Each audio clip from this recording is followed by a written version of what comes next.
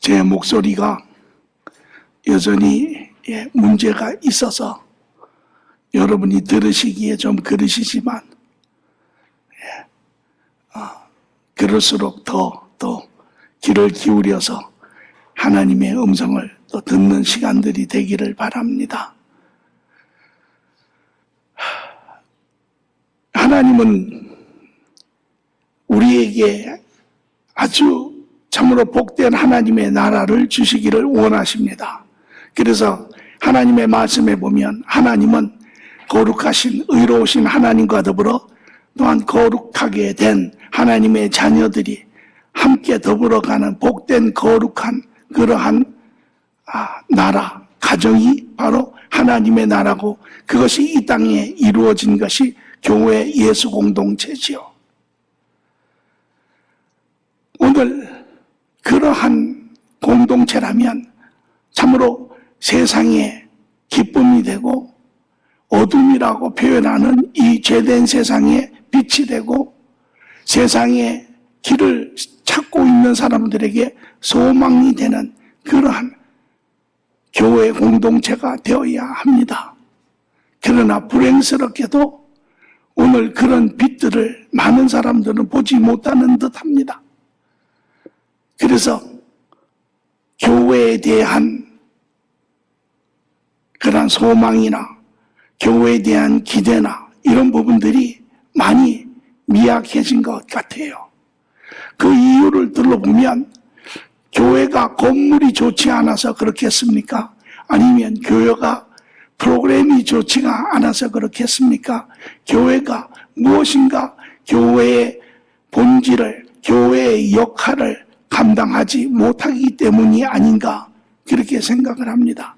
좀 더 들어가 보면 오늘날 세상에서 교회를 향하여 이야기하는 부분들이 무엇인가 보면 성직자들 문제, 목회자들의 비리, 또 성도들의 그러한 죄된 모습들, 이런 것들이 결국은 교회의 본질을 망가뜨리고 교회의 역할을 감당하지 못하게 하는 것이 아닌가 그렇게 생각합니다.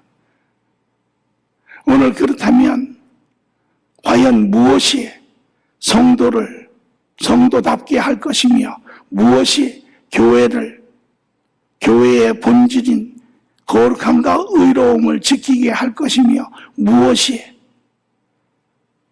교회를 세상의 빛과 소금의 역할을 감당하게 할 수 있을 것인지 우리는 깊게 한번 고민해 보아야 합니다.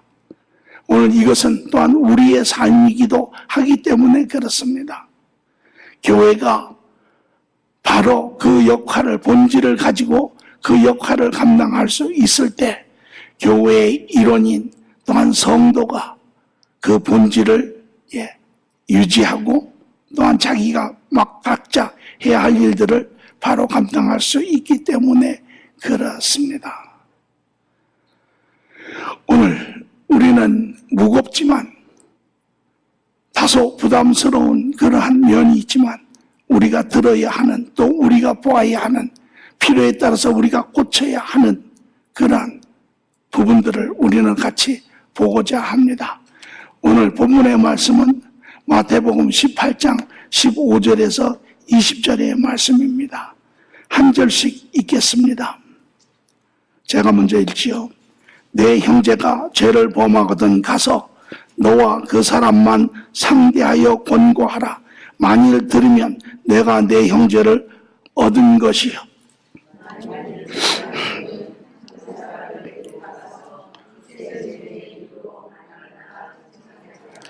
만일 그들의 말도 듣지 않거든 교회의 말하고 교회의 말도 듣지 않거든 이방인과 세리와 같이 여기라.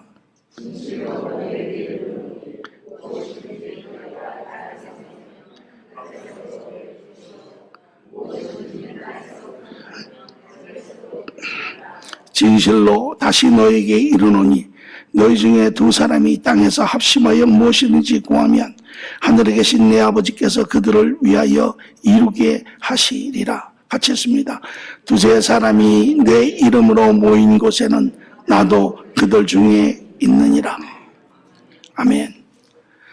오늘 이 본문의 말씀 배경적으로 이제 예수님이 제자들과 가버나움에서 예루살렘을 향해서 가시려고 할 즈음에 제자들의 관심은 하나님 나라에 누가 큰 자인가라고 하는 것이죠.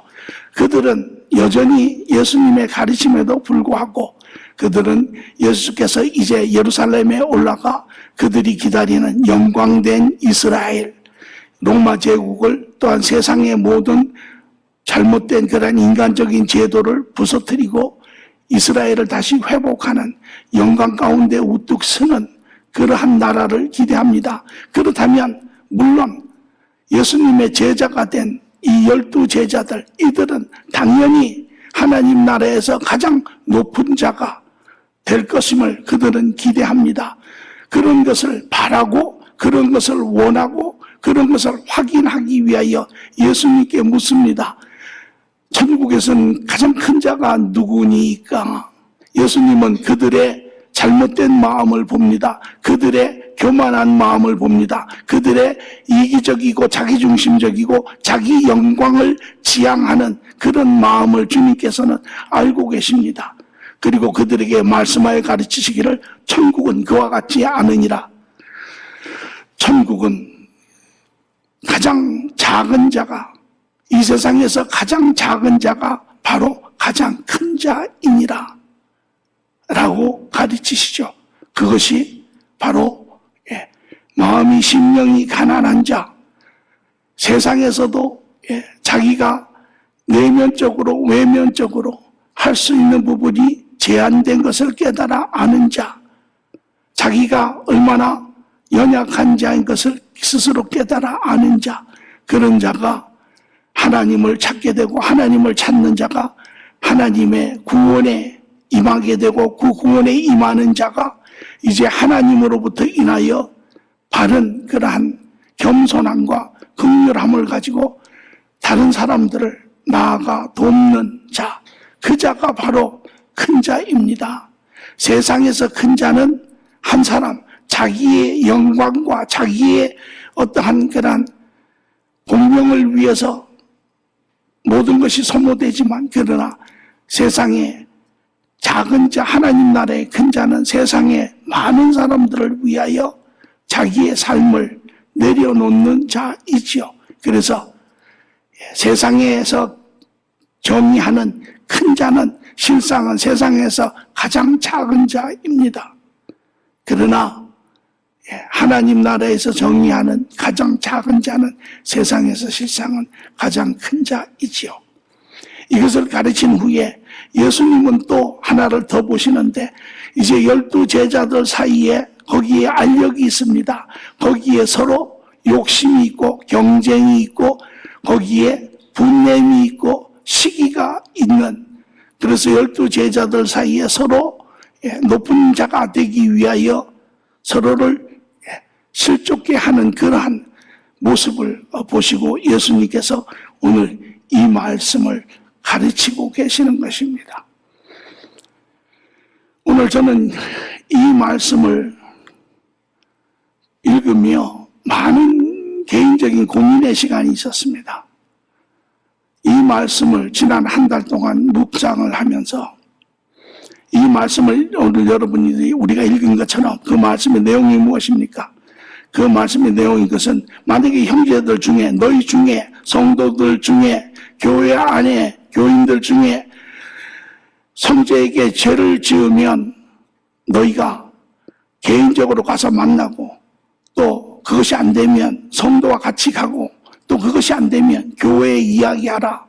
그래서 교회 말도 듣지 않으면 교회에서 공고하고 나아가서는 이방인처럼 내쫓으라 라고 하는 이야기입니다. 오늘 과연 교회 안에 죄가 없습니까? 교회 안에 크고 작은 많은 넘어짐이 있고 실족함이 있고 죄가 있지요. 그러나 죄를 지을 때마다 교회에서 모든 사람들에게 공고하고 그 사람을 교인 아닌 사람으로 여기고 교회에서 쫓아낸다면 과연 교회에 남아있을 사람이 누가 있습니까? 또 나아가서는 오늘 예수님이 이야기하시는 이 이야기를 과연 듣고 지키는 교회가 어디에 있습니까? 그럼에도 불구하고 예수님은 오늘 이 말씀을 우리에게 제자들에게 가르치고 있습니다. 얼른 그 말씀을 이해할 수 없어서 그 말씀의 진의를 파악할 수 없어서 혼돈스럽고 거부하는 그러한 마음이 있지만 그러나 예수님이 우리에게 이야기하실 때는 거기에는 반드시 우리가 알아야 하는 부분이 있는 것입니다. 오늘 저는 여러분과 그 이야기를 나누고자 합니다.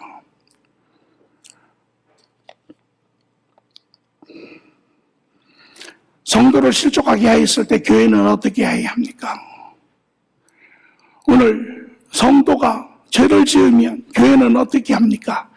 여러분이 이제까지 신앙생활 하시면서 본 교회는 성도가 죄를 지으면 어떻게 하였습니까?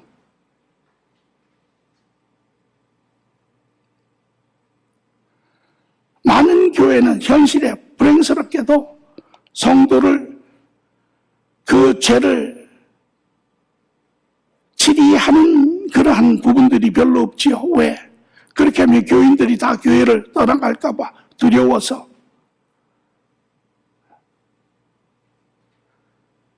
또 오늘 이 예수님이 하신 방법대로 한다면 아마 대부분의 교회들은 다 텅텅 비고 문을 닫아야만 하는 그러한 상황일 것입니다. 오늘 그럼에도 불구하고 오늘 우리는 이 말씀을 진솔하게 정직하게 우리 한 사람 모두가 우리의 마음의 문을 열고 주님이 하시는 이야기의 의미가 무엇인지 오늘 우리는 들어야 합니다. 이 이야기는 우리 모두에게 해당되는 이야기이기 때문에 그렇습니다. 마태복음 17장, 18장 10절에 보니 실족하게 하는 일이 없을 수는 없으나 실족하는 그 사람에게는 화가 있도다. 성도는 완전한 사람이 아닙니다. 성도는 죄를 짓습니다. 성도가 누구입니까? 우리는 분명한 정의적 이해가 있어야 합니다. 성도는 누구입니까? 성도는 자기의 죄를 인정하고 하나님의 계획에 따라 그리스도를 통하여 이루어진 그 구원의 선물을 받은 자입니다. 그래서 죄에서 사망에서 이제 옮겨져 하나님의 자녀로 하나님의 나라의 일원으로 된 자입니다. 하나님과 관계가 회복된 자입니다. 우리의 심령이 살아난 자입니다. 하나님을 알고 하나님 나라의 가치를 하나님 나라의 삶을 보는 자입니다. 좀 더 구체적으로 이야기하면 이제 의로운 길을 사모하며 죄를 미워하는 자입니다. 그래서 하나님과 동행하여 이 땅에 하나님의 의로운 나라, 거룩한 나라를 함께 이루어 가고자 하는 자가 바로 성도입니다. 그러나 성도는 완전한 자는 아닙니다. 우리는 여전히 죄된 몸, 죄성을 우리 몸에 함께 가지고 있는 자입니다. 이론적으로, 은혜적으로, 하나님의 도움으로, 하나님의 능력으로 우리가 모든 죄를 이길 수 있습니다. 그러나 현실적으로 우리의 제한성과 우리의 부분성과 우리의 죄성으로 인하여 우리가 넘어지는 것이 현실적입니다. 그렇기 때문에 우리의 삶에는 아픔이 있습니다. 우리의 삶에는 슬픔이 있습니다. 우리의 삶에는 고통이 있습니다. 성도는 구원되었지만 죄를 여전히 지을 수 있는 자입니다. 성도는 죄사함을 얻었지만 여전히 연약한 자입니다. 모두가 여전히 과정에 있기 때문에 우리는 원치 않는 죄를 짓습니다. 여러분, 죄가 무엇입니까? 죄를 한번 생각해 보신 적이 있습니까? 죄는 쉽게 이야기하면 잘못된 길을 가는 것입니다. 다른 여러 가지로 표현할 수 있습니다. 하나님이 우리에게 주신 바른 길을 외면하는 길입니다. 인간이 우리에게 보여주는 잘못된 길, 옳지 않은 길을 가는 것입니다. 다시 말하면 어떠한 거나 우리의 속사람에 깨어서 바른 길을 가는 것이 아니라 우리 겉사람이, 죄된 사람이 주장하는 길을 가는 것이 죄의 길입니다. 이것이 죄라면 죄에는 의미가 있습니다. 죄를 지을 때마다 그냥 죄를 짓고 끝나는 것이 아닙니다. 죄를 지을 때마다 우리의 겉사람이 죄의 개체가 점점 강하여지는 것입니다. 다시 말하면 우리의 마음이 더러워지는 것입니다.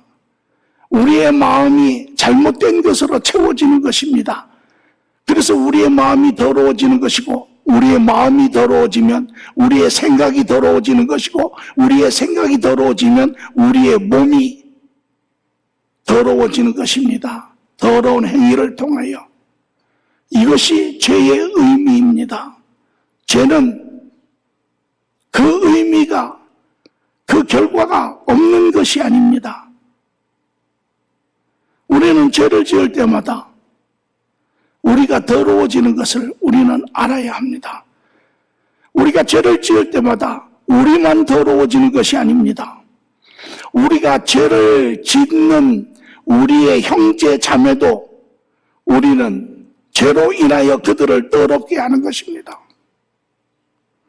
뿐만 아니라 이러한 더러움은 교회를 더럽게 하는 것입니다.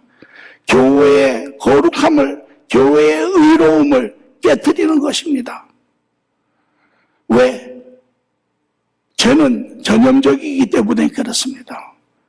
누가 죄를 지으면 그것은 교회 안에 사람들에게 잘못된 그러한 예를 남기고, 그 예는 나아가서 교회의 바른 본질을, 역할을 깨뜨리는 것입니다.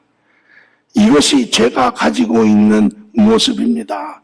그렇기 때문에 교회는 죄를 관가할 수 없는 곳입니다. 성도 한 사람 한 사람도 과정에 있는 사람이고, 그러므로 마치 우리의 자녀들이 자라는 과정에 잘못된 것을 부모가 고쳐주는 것처럼 성도 한 사람 한 사람도 그 과정에 넘어질 수 있고, 넘어지는 부분들을 고쳐야 할 뿐만 아니라 나아가서는 그것을 관가하면 교회가 망가집니다. 오늘 교회의 문제는 바로 성도에 방치된 죄입니다. 이 성도에 방치된 죄가 모든 사람을 내적으로 더럽게 하고, 뿐만 아니라 나아가 교회의 본질을 다 망가뜨리고, 그로 말미암아 교회의 역할이 더 이상 존재하지 않는 것입니다. 이것이 오늘 교회의 문제입니다.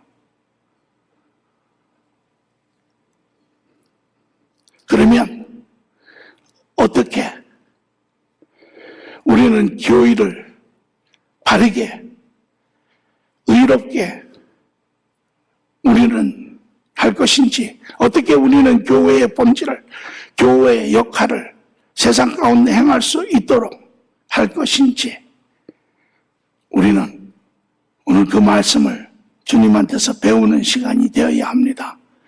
주님은 오늘 이 말씀을 주시며 교회 안에 죄를 다스리는 방법을 우리에게 말씀하고 계십니다.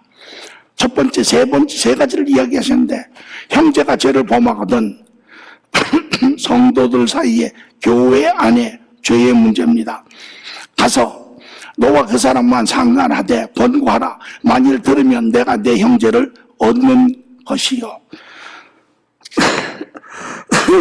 여기에 이야기를 그렇게 합니다. 어떤 사람이 나에게 와서 나를 실족게 하고 나를 상하게 하고 나에게 죄를 지었습니다. 그런데 예수님은 뭐라고 이야기하시면 그 사람에게로 가라라고 이야기를 합니다. 여러분 가시겠습니까? 가시겠습니까? 제가 이제까지 본 대부분의 경우는 가지 않습니다.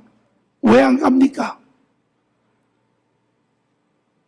아직 속에 분이 있어서, 화가 있어서, 억울함이 있어서 가지 않습니다. 왜 제가 가야 합니까?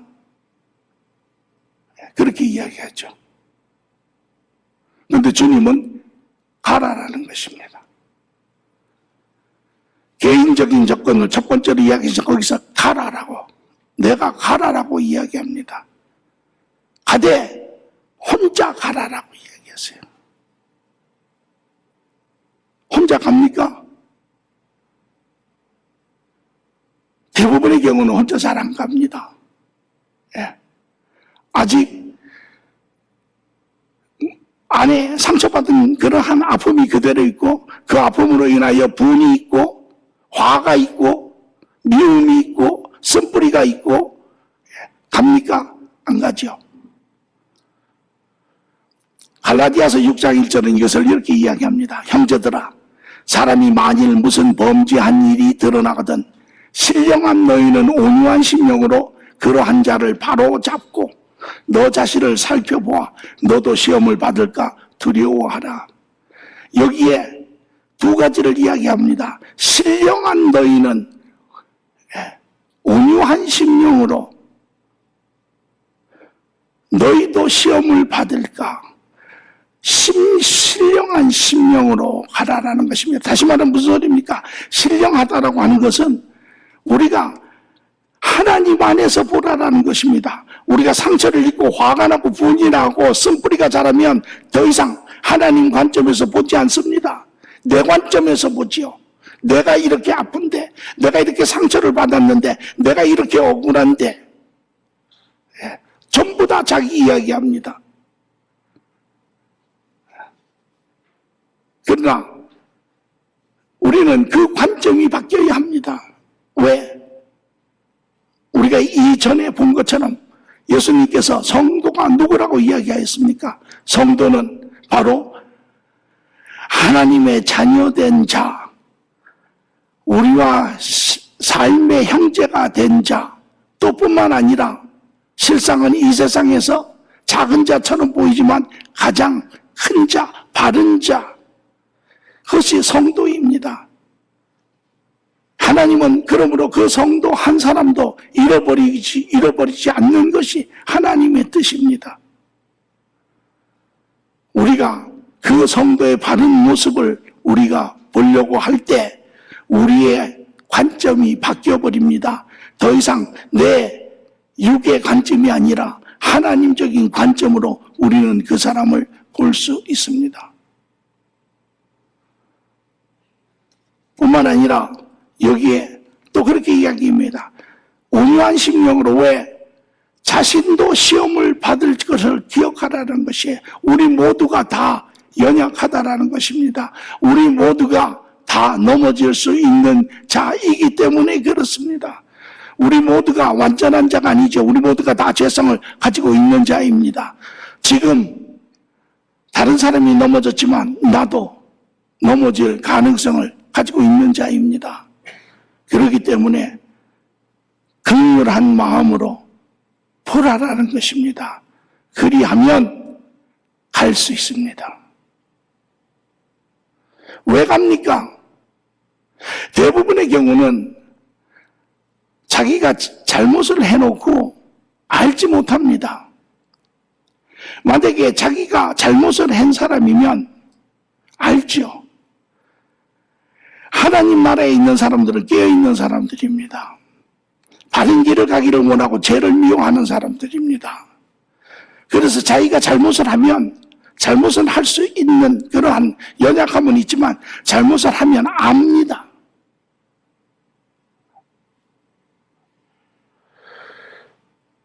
그래서 가서 이야기를 해주라는 것입니다. 대부분의 자기의 죄를 깨닫지 못하는 것은 이런 이유 때문에 그렇습니다. 100% 한 사람이 잘못한 경우는 없습니다. 다 이유가 있습니다. 다 동기부여가 있습니다. 저 사람이 먼저 이렇게 했기 때문에 내가 이렇게 했습니다 라고 이야기하지, 저 사람은 아무것도 안 하는데 100% 나 혼자 잘못한 경우는 없습니다. 그래서 우리는 항상 자기 스스로에게 변명이 있습니다. 합리화가 있어요. 내가 이렇게 한 것은 잘못됐지만 나를 이렇게 하게끔 한 사람은 저 사람이 잘못이라는 거죠. 그렇기 때문에 이것이 내 잘못이 아니라는 것입니다.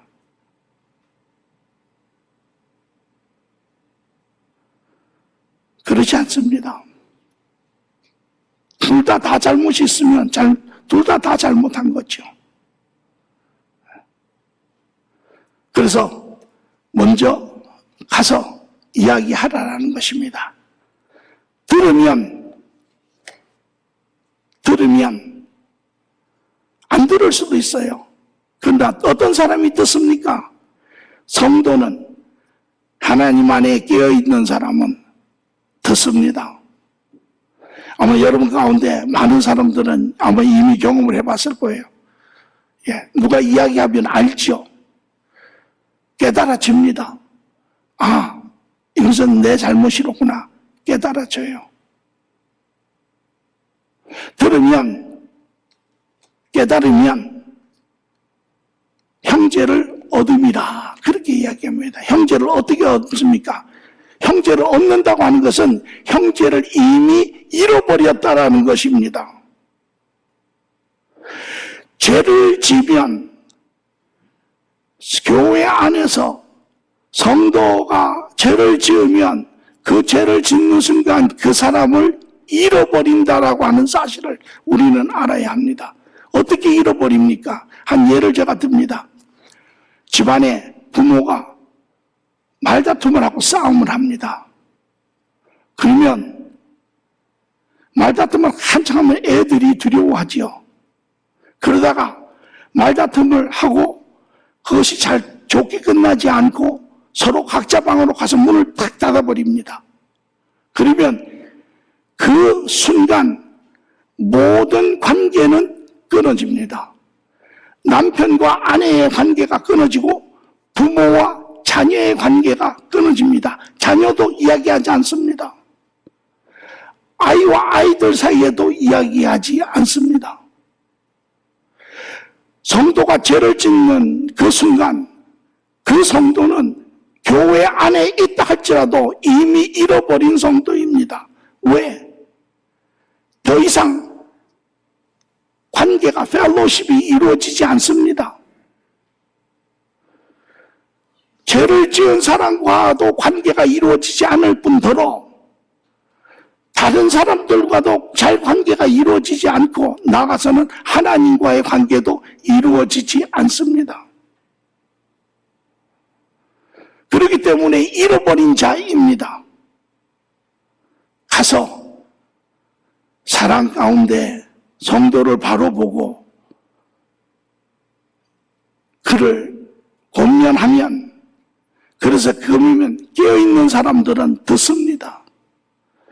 그러면 그 사람이 그것을 듣고 죄를 회개함으로 말미암아 관계가 다시 회복이 되는 것입니다. 성도와 성도의 사이에 관계가 회복이 되고 그 관계가 회복이 되면 하나님과의 관계도 회복이 되는 것입니다. 부부가 싸워가지고 몇 달을 벌다가 무슨 계기로 해서 부부가 관계가 회복이 됐습니다. 부부가 관계가 회복이 되면 어떻습니까? 아이들의 관계가 회복이 됩니다. 아이들이 아주 밝은 표정으로 나와서 부모에게 이야기를 하죠. 이것이 실질적으로 교회에서 일어나고 있는 일들입니다.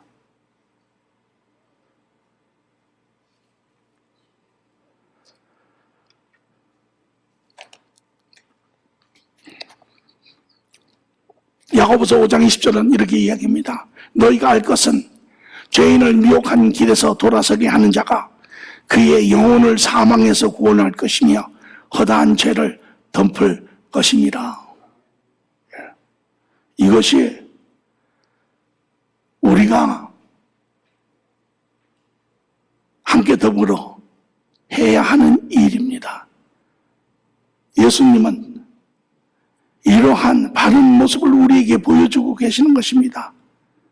그냥 작은 교회 안에 얼마나 크고 작은 문제가 있습니까? 얼마나 교인들이 구원을 이야기하면서 죄의 이러한 많은 문제들을 행하고 있습니까?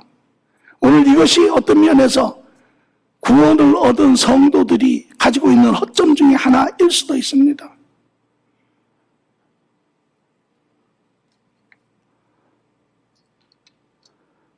그러나 듣지 아니하면 안 들을 수도 있습니다. 그러면 예수님께서 두 번째 이야기를 하세요. 만일 듣지 않거든 한두 사람을 데리고 가서 두세 증인의 입으로 말마다 확증하게 하라. 이것은 성도적인 접근입니다. 두 번째 단계, 예수님의 이야기는 이것입니다. 포기하지 말라라는 것이에요. 포기하기에는 그 생명이 너무나 귀하다라는 것입니다. 우리는 한 생명을 너무 쉽게 포기하죠. 포기하지 말라라는 것입니다. 그리고 이제 혼자 가지 말고 두세 명을 데리고 가라 라고 이야기했죠. 구약에 우리가 신명기를 보면 어떤 것을 증거할 때 두세 명의 증인을 데리고 가지요. 그처럼 두세 명을 데리고 가라는 것입니다. 이 두세 명은 그 사건의 현장에, 가급적이면 그 사건의 현장에 일이 되어가는 것을 직접 목격한 사람 뿐만 아니라 목격했다고 다 데려가는 것이 아니라 신앙이 성숙한 사람, 그러므로 그 상황을 이해할 수 있는 사람, 옳고 그름을 판단할 수 있는 사람, 이런 사람을 데리고 가라라는 것입니다. 그래서 세 사람이 본인과 당사자와 더불어 교회의 두 사람이 온유한 심령으로 그의 이 일들을 이야기하며 그가 행한 것을 지적을 하였을 때 만일 들으면 아까도 이야기했지만 깨어있는 심령은 듣습니다. 깨어있지 않은 심령은 안 들을 수 있어요. 그러나 두 번째 가면 보통 대부분 다 듣습니다. 대부분 다 듣고 깨달아 알고 이미 마음에 회개할 그런 준비들이 되어 있죠.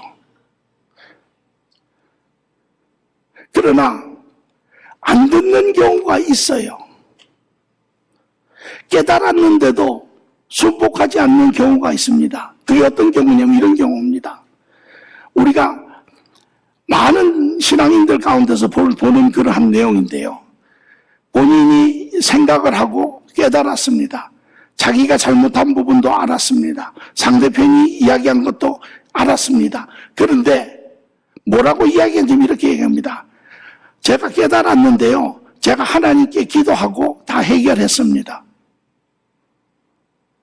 우리가 잘 하는 이야기죠. 그래서 저는 그 개인에게는 가고 싶지 않습니다. 그런데 여러분이 꼭 알아야 될 것이 있어요. 그것이 무엇이냐면 마태복음 6장 15절에 주님께서 이렇게 이야기했습니다. 너희가 사람의 잘못을 용서하지 아니하면 너희 아버지께서도 너의 잘못을 용서하지 아니하시니라. 여러분들이 들으셨죠? 이설수를 모르지는 않으실 겁니다. 그런데 이 의미가 정확히 무엇인지는 잘 이해가 안 됐을지도 몰라요. 하나님은 인간의 관계가 해결되지 않으면 하나님께서 들으시지 않으세요.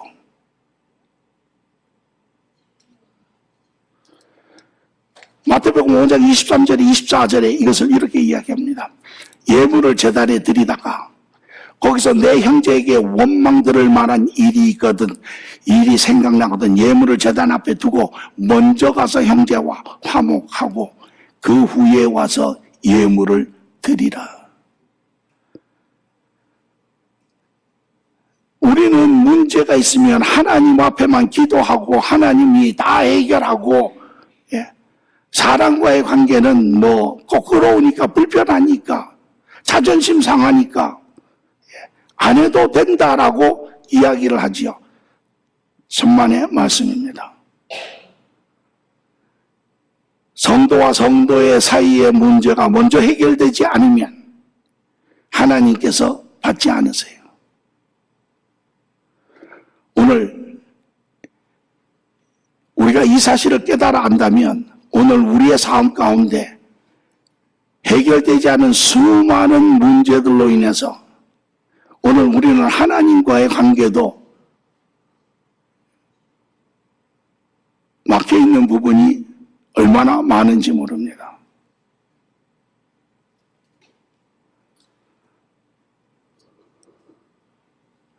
그 후에 세 번째로, 그래도 듣지 않거든, 그래도 자기 변명하고, 그래도 잘못된 신학적인 관점을 내세우고 그런다면 교회의 말하고 교회의 말도 듣지 아니하거든 이방인과 세리와 같이 여기라.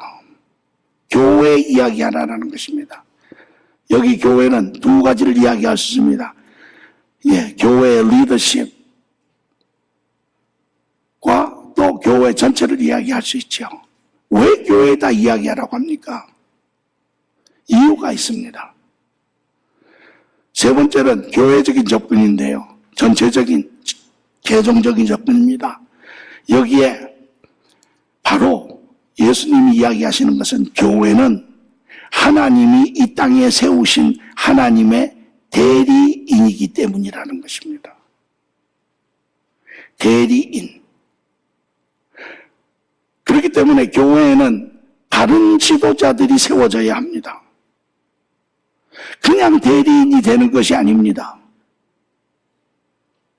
대리인이 되는 데는 중요한 역할이 있습니다. 자격이 있습니다. 그것이 무엇이냐면 마태복음 18장 20절에 보니 두세 사람이 내 이름으로 모인 곳에는 나도 그들 중에 있느니라. 우리가 이 이야기 잘 알죠. 그래서 우리가 주로 기도할 때 두세 사람이 모여서 기도하면 하나님이 함께 계신다, 이 소리가 아닙니다. 또 우리가 잘 쓰는 이야기 중에 하나가 뭐냐면 하나님이 항상 나와 함께 계십니다. 하나님이 함께 계시는 것은 맞습니다. 그러나 하나님이 함께 계신다고 하는 것이 그 의미를 바로 이해하지 못하면 그렇게 큰 유익함이 없습니다. 하나님이 함께 계신다. 그 의미가 무엇입니까? 그것은 하나님의 일은 예수님의 일입니다. 예수님의 일은 성령님이 하시는 일입니다. 성령님이 하시는 일을 교회가 할 때, 그때 비로소 하나님이 함께 하시는 것입니다. 성도가 하나님이 하는 일, 교회 하는 일을 함께 더불어 할 때 비로소 하나님이 실질적으로 우리와 함께 하시며 그분의 도우심과 그분의 역사심이 함께 있는 것입니다. 그래서 고린도후서 5장 20절에도 말하기를 우리가 그리스도를 대신하여 사신이 되어 하나님이 우리를 통하여 너희를 고면하는 것 같이 그리스도를 대신하여 간청하노니 너희는 하나님과 화목하라. 이렇게 바른 대리인이 될 때, 하나님과 같은 방향을 걸어갈 때, 하나님과 같은 일을 할 때, 그때 비로소 하나님은, 우리와 함께 하신 하나님은, 그 하나님은 하나님의 일을 우리를 통하여 하고 하시는 것입니다. 그래서 18절 19절에 보면 이렇게 이야기합니다. 진실로 내가 너에게 이르노니 무엇이든지 너희가 땅에서 매면 하늘에서 매일 것이요 무엇이든지 땅에서 불면 하늘에서 풀리리라. 진실로 다시 너에게 이르노니 너희 중에 두 사람이 땅에서 합심하여 무엇이든지 구하면 하늘에 계신 내 아버지께서 그들을 위하여 이루게 하시리라. 이것이 하나님이 함께 있는 것이고, 하나님과 함께 있다라고 하는 것은 하나님과 같은 것을 보고 같은 길을 걷고 같은 것을 행하는 자를 이야기를 합니다. 교회는 성도의 죄를 지적하고 그 성도의 죄를 고치고 그 더러움에서 성도를 깨끗하게 하고 그러한 더러움으로부터 교회의 거룩함을 지켜내는 것은 하나님의 일이고 예수님의 일이고 성령님의 일이고 교회의 일인 것입니다. 오늘 교회가 그 일을 할 때 하나님께서는 내가 너와 함께 있으며 내가 하는 모든 것을 내가 인정하며 내가 하는 모든 것에 내가 함께 역사하리라 라고 이야기하시는 것입니다. 이 교회가 이야기를 합니다. 듣지 않습니다.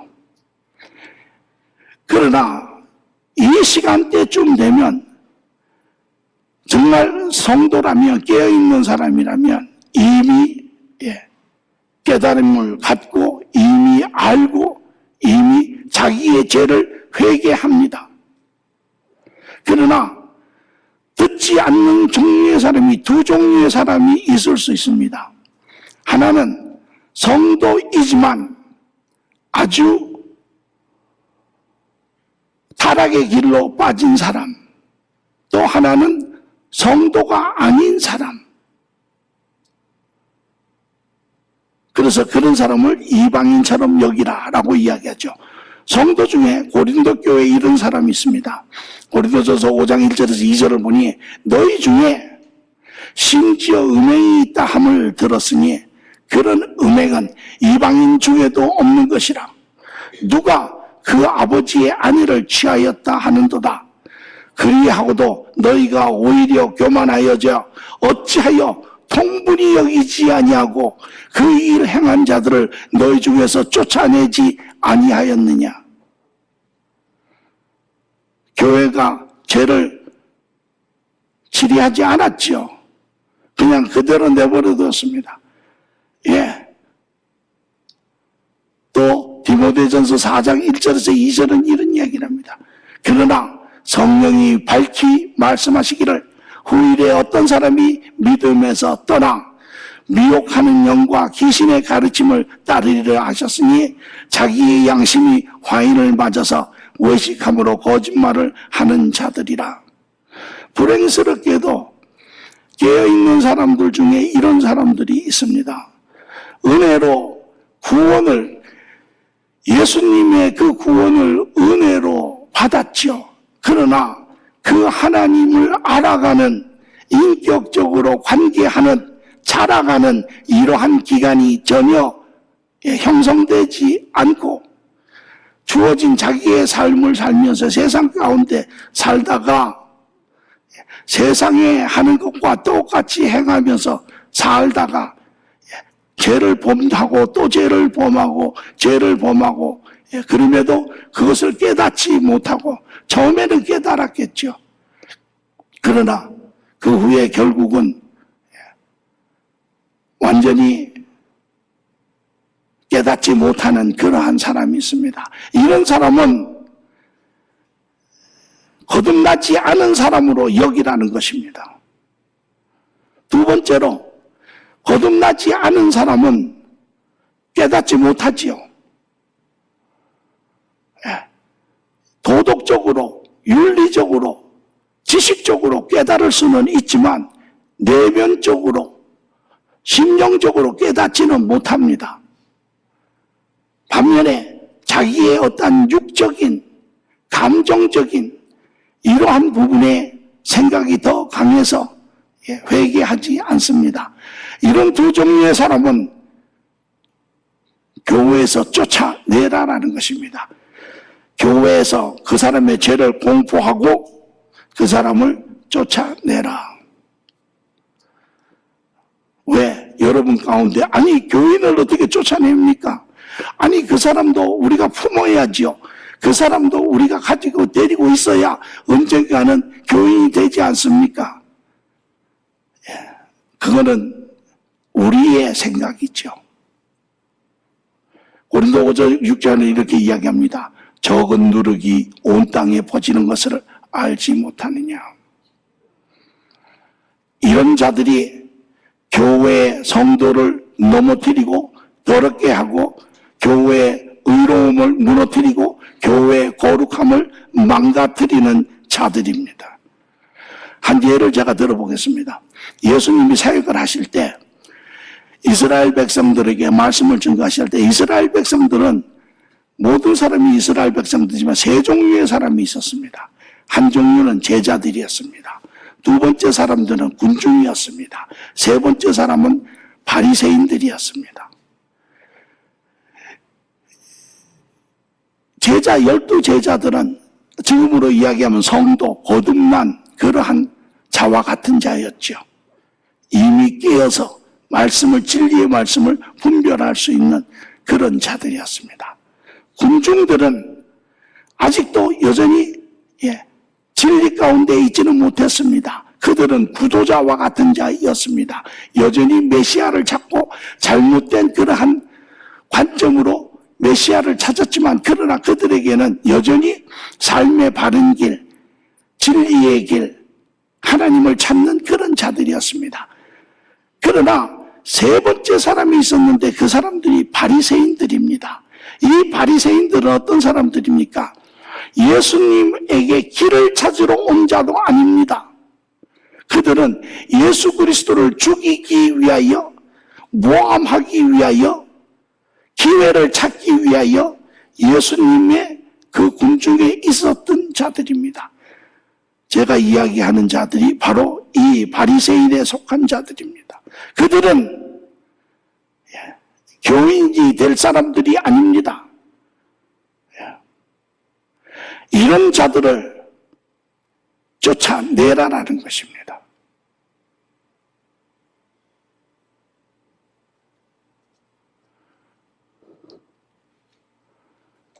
오늘 이것이 예수님이 우리에게 가르치시는 것입니다. 교회의 죄, 성도의 죄, 교회를 더럽히고 교회 본질을 파괴하고 교회의 역할을 감당하지 못하게 하는 이런 것을 어떻게 주님께서는 이 말씀을 통하여 우리에게 이렇게 교회는 성도의 죄를 회개케 함으로 예수님의 의롭고 거룩한 나라를 세우는 자들입니다. 죄를 다스리는 것, 이것을 우리는 치리라고 이야기합니다. 치리. 치리의 영어의 단어는 discipline입니다. discipline. 훈육하는 것. 또 거기에는 연단이라는 말도 있습니다. 필요에 따라서는 벌을 주는 것. 이 치리, 연단은 우리가 알아야 하는 것이에요. 교인들을 벌주기 위해서 하는 것이 치리가 아닙니다. 치리는 교인들을 교회에서 쫓아내기 위해서 하는 것이 아닙니다. 치리는 교인을 죄로부터 깨닫게 하여 교인을 깨끗하게 하는 것입니다. 치리는 교인들로 하여금 의롭고 거룩하게 할 뿐만 아니라 나아가 교회를 거룩하게 하는 그러한 작업입니다. 이것이 치리입니다. 또한 이 치리를 함으로써 인하여 세워지는 교회가 바로 거룩하여지는 교회인데, 이것이 바로 예수님이 세우시는 교회입니다. 사람이 세우는 교회, 사람의 방법으로, 사람의 프로그램으로, 사람의 것으로 교회는 거룩한 곳이 되지 않습니다. 그러나 예수님이 내가 내 교회를 세우리라. 그가 문을 여시고 그가 세우시고 그가 완성하는 교회는 바로 두 가지를 하시는데, 주된 것을, 그것이 무엇이면 성도로 하여금 의의 길을 가게 하는 것. 두 번째, 성도로 하여금 실족하였을 때 그 죄를 깨달아 회개하게 하는 것. 이것이 성도를 거룩하게 하는 것이고, 이것이 교회를 거룩하게 하는 것입니다.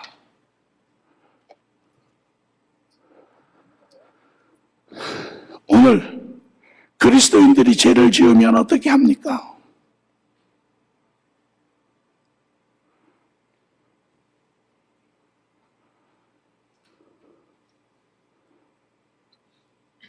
가끔은 교회를 떠나기도 하고요.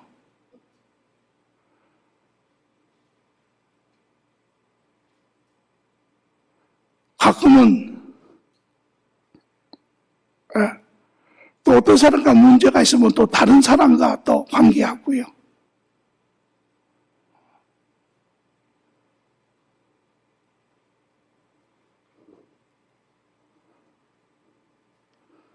오늘 그것으로 인하여 우리의 영적인 삶도, 우리의 육신적인 삶도 많이 힘들죠.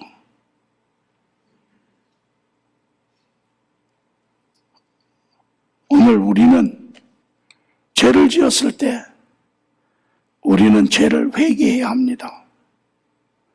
예수님이 회개하라, 죄를 회개하는 것이, 그로 말미암아 나 스스로도 더러움으로부터 깨끗하여지고 또 나로 인하여 다른 사람도 깨끗하여지고 교회도 깨끗하여지는 것입니다. 만약에 회개하지 않으면 그 죄로 인하여 나도 망가지고 그 사람도 망가지고 교회도 망가지는 것입니다. 오늘 불행스럽게 교회의 모습들은 망가져 있는 모습들이죠. 그렇기 때문에 교회가 교회로서의 거룩함을, 의로움을, 빛을 드러내지 못하고 있는 모습입니다. 오늘 이것이 예수 교회의 기준점입니다. 이제 이것은 우리 교회의 기준점이기도 합니다. 왜? 이것이 예수님이 지으시는 교회의 기준점이고 그 예수님이 짓는 교회의 주인은 예수님이세요. 우리는 그분과 함께 그분의 교회를 같이 지어가는 사람입니다. 그렇다면 그분이 우리에게 보여주시는 이 기준점이 우리 교회의 기준점입니다. 저는 여러분 모두가 저와 동의하시기를 바랍니다. 앞으로 우리 교회에 죄를 짓는 자는 저희가 여러분이 보신 것처럼 그것은 개인을, 교회를 더럽게 하는, 타락시키는 그러한 것입니다. 이제 우리는 그것을 철저하게 우리는 성화할 것입니다. 그래서 여러분 모두도 우리가 사람이기에 죄를 지을 수 있지만 죄를 지으면 바른 마음으로 가셔서 서로가 죄를 고백하시고 안 되면 또 두세 사람의 성숙한 사람들과 함께 가셔서 그 죄의 문제를 해결하시고, 그렇지 않으면 교회를 통해서 그 문제를 해결하시기를 바랍니다. 그래서 필요하다면 우리가 제거해야 할 그러한 사람이라면 우리는 교회에서 그 사람을 출교시킬 것입니다. 이것은 우리가 이미 말씀을 통하여 본 것처럼 그것이 교회를 모든 사람들을 바르게 세우는 길이기 때문에 그렇습니다. 사랑의 공동체 교회는 이제까지 이러한 기준점을 인격 용서라고 하는 4가지를 여러분들에게 제시를 했죠. 그래서 서로를 하나님의 자녀로서 서로를 인정하고 서로를 귀히 여기고 바로 보고 이제 나아가서는 함께 더불어 바른 의의 길을 가는 것을 격려하고 3번째는 용서하고 세운다고 했는데 오늘 조정을 하겠습니다. 인격 회용으로 바꾸겠습니다. 같은 의미지만 조금 더 이것이 더 옳습니다. 그래서 넘어지는 자에게 우리가 해야 할 것은 서로가 죄를 고백하는 것입니다. 그리고 그 다음에 우리가 다음 주에 보겠지만 서로를 용서하는 것입니다. 그리할 때 서로가 죄를 고백하고 서로가 용서할 때 그때 비로소 온전한 화목이 이루어지는 것입니다. 그래서 인격 용서가 아니라 앞으로 인격 회용이라고 내명을 바꾸겠습니다. 오늘 이것이 여러분 모두에게도 이제 진리의 비춤이 되기를 바라고 뿐만 아니라 또한 우리의 기준점이 되어서 우리 모두가 함께 더불어 하나님의 바른 나라들을 세워가는 그러한 축복이 함께하기를 간절히 축원합니다. 좋으신 아버지 하나님 감사합니다.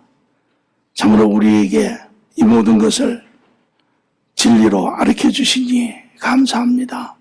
우리가 바로 알지 못하여 또한 그러한 성도의 제된 부분들을 우리가 바로 치리하는 방법을 알지 못하여 때로는 머뭇거리기도 하고 때로는 두려워하기도 하고 하나님 때로는 온전한 그러한 치리를 하지 못했던 것을 고백합니다.